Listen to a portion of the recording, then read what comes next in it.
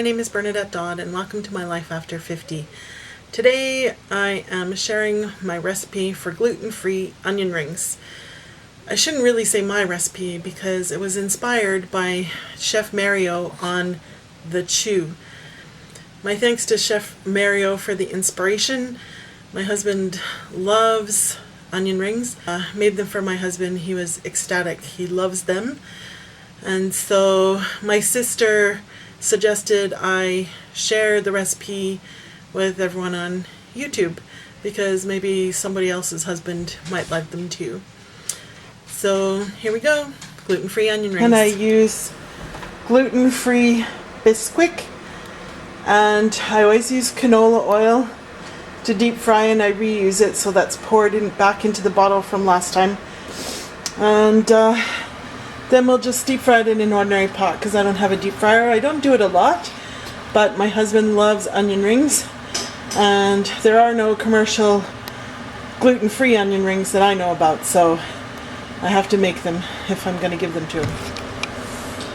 So first I'm going to chop the rings. Ooh. And I'm going to make them actually fairly wide rings. Just because I don't want them to be overcooked. I like juicy onion rings versus crispy onion rings. So actually, I don't really like onion rings at all. But that's what my husband likes, and so since the plan is to please him, I mean, we have to please him at least some of the time. That's what I'm going to do. So I got this idea from Mario on the Chew. Sorry, I can't remember his last name, but I know he's an Iron Chef. And they were doing some kind of game on the show. I'm going to put the little bits in the middle aside because I'm actually going to do beef stroganoff for supper tonight, which I know isn't a traditional thing that goes with onion rings. So I'll use the centers for the stroganoff. But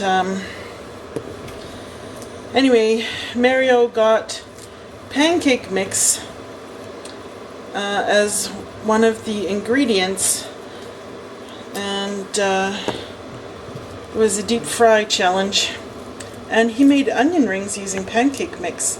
And I thought, I've never thought of that before. And he's like, well, it's batter, right? So mix it up, make it a little thinner so that your batter isn't clunky on your onion rings, and go for it. So I did, and my husband loved it. And actually, we had a bunch of nieces and nephews and assorted other friends' children over. I made a whole bunch of them, and they all loved them too. So I think we're on to something. Alright, so next I'm going to mix up the batter. Basically, I followed the directions on the back of the package of the gluten-free Bisquick mix for pancakes. So I just bought this at my local grocery store, but I never thought about using it as batter before. So I only want to make half the amount because I'm only making a small amount of onion rings. So I'm using half the recipe, and I'm going to put the milk in last because there's a full egg, and it's kind of hard to do half of a full egg. So I might just put half the milk and then save a little bit for the end. So 1 egg and 1 tablespoon of vegetable oil. And I'm just gonna whisk it all up. Okay, I've mixed it up to the consistency I want for the onion ring batter. I did actually use most of the milk. There's just a tiny bit from the half cup left in there, maybe a tablespoon or so. But I don't want to put it in because I'm worried about making it too thin then. So because this is a savory dish, I thought I should spice up the pancake batter So I've used some garlic powder, some black pepper, and I use Mrs. Dash that's salt-free because I have high blood pressure, so I don't want to add any salt to the mixture.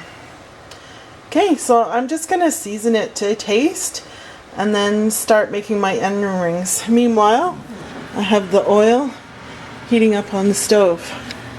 So it's looking actually like it's ready.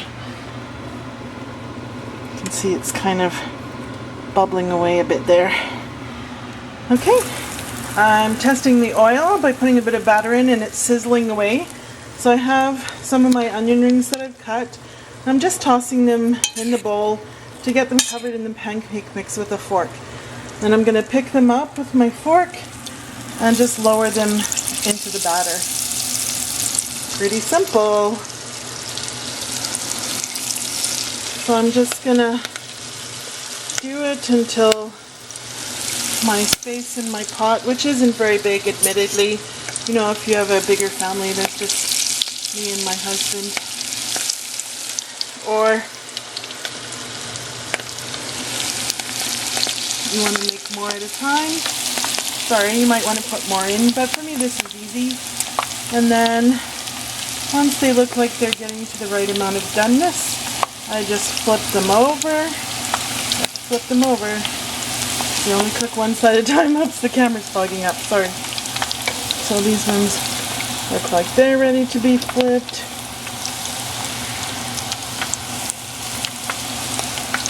Oh, starting to smell good. And it's hard working the camera and the fork. Alright. So some of them look like they're ready to come out already.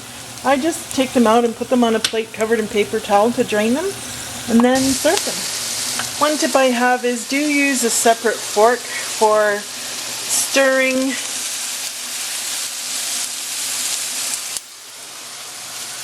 the onion rings in the batter and putting them in the batter, and then use a different fork to flip them and take them out of the batter.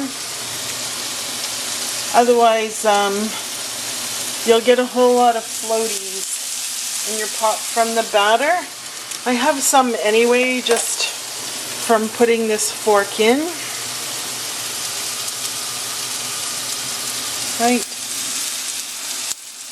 But if I was using it to turn them and pull them out, putting that fork in there a multitude of times,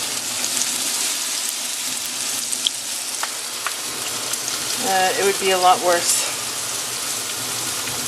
Oh my goodness, we've been down to the dregs here. The last few little bits are all in the pot now. So I have a little batter left. Like I said, I halved the recipe and used only half a cup.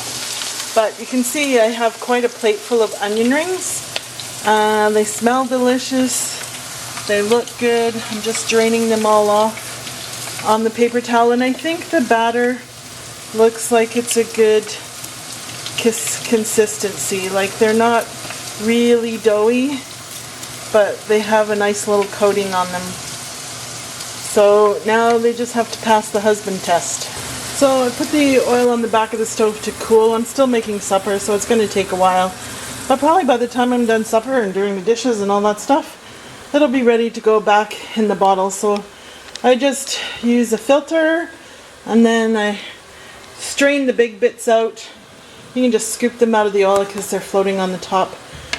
And put it away in the cupboard. Of course, I write in big felt pen that it's oil for deep frying only and the time I put it in the cupboard. So you don't want to keep it too long because there are little, bits of other stuff in there. So anyway, that's how I make gorgeous gluten-free onion rings. Thanks for joining me on my channel today. Please subscribe below if you're interested in seeing my charming face every Sunday. I try to post every Sunday. Have a great week. I'm going to be doing one more video next week before I go to Disney. And actually, it's going to be one with me and my mom, and we're getting our eyebrows dyed to see if it really makes a difference in how young we look. Or maybe how good we look. I don't know. You be the judge. Next week. All right. Bye.